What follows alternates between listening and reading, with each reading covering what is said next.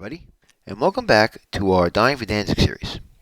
In part 1, we read the scenario card and broke down its various components. In part 2, we're going to cover the different orders of battle. The German infantry have an ELR of 2.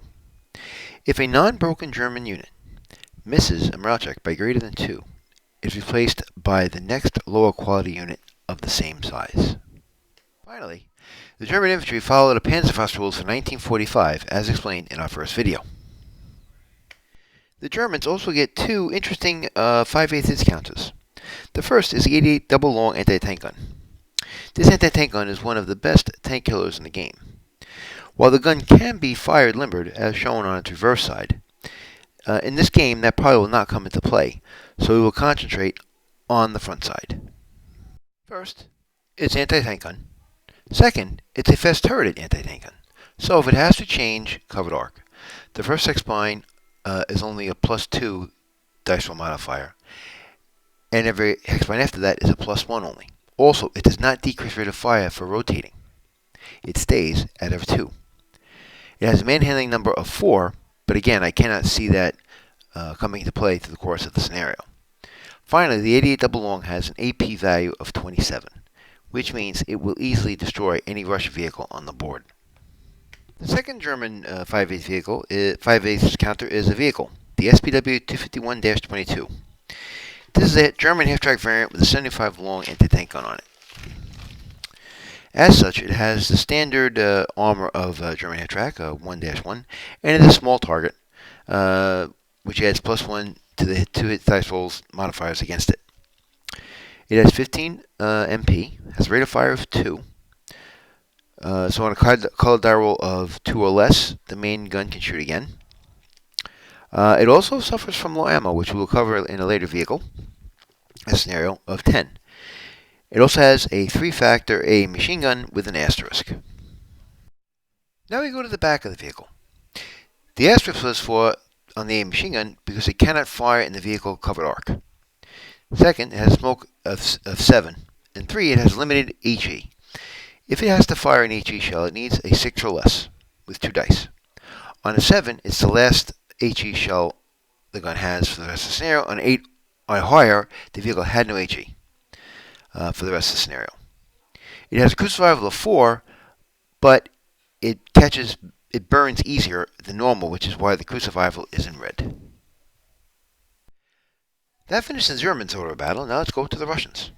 The Russian troops have an ELR of 3, which means if a non-broken unit misses a morale check by more than 3, it will be replaced by the next lower unit, a quality unit of the same size.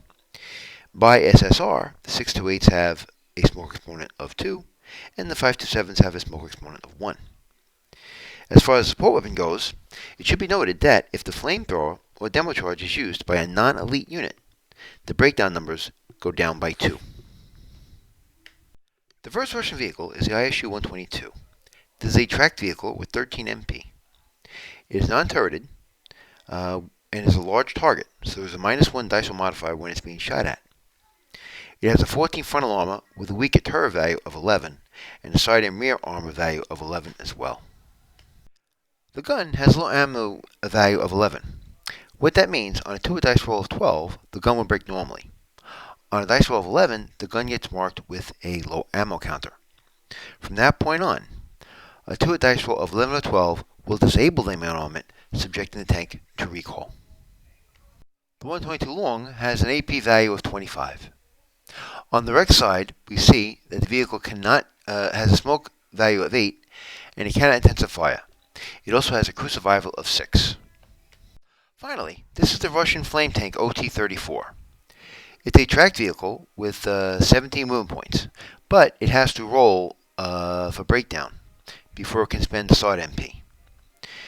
It's got a frontal armor of 11 with a weaker turret value of 8 and 6 on the side and rear. Its main weapon is its bow-mounted flamethrower, which breaks at 10, but it has a normal range of 2 and a long range of 3 hexes. It also has a 76 long gun and a coaxial machine gun value of 4. Now we turn to the wreck side of the vehicle. This is the special ammo distribution based upon the year of the scenario being played. It cannot intensifier. It has a low AP. To fire an AP shell, it must roll less than a 7. If it rolls a 7, that's the last AP shell for the scenario. Above a 7, it has no armor-piercing ammo at all. It has a crew survival of 4, and this means the R in the circle means that if this was prior to 1943, it would have no radio. Now, remember when we said that the Russians were elite as per Rule C 8.2? What that means in this game is that all the ammo depletion, the AP and the HE and the smoke when necessary, all go up by 1. So AP of 7 actually has an AP of 8, etc. That covers the orders of battle for Best of French 21 Dying for Danzig, and thus part 2 of our video series. In our next video, we will be doing the playthrough. In the meantime, keep playing this great game. Remember, always have fun, and please take care.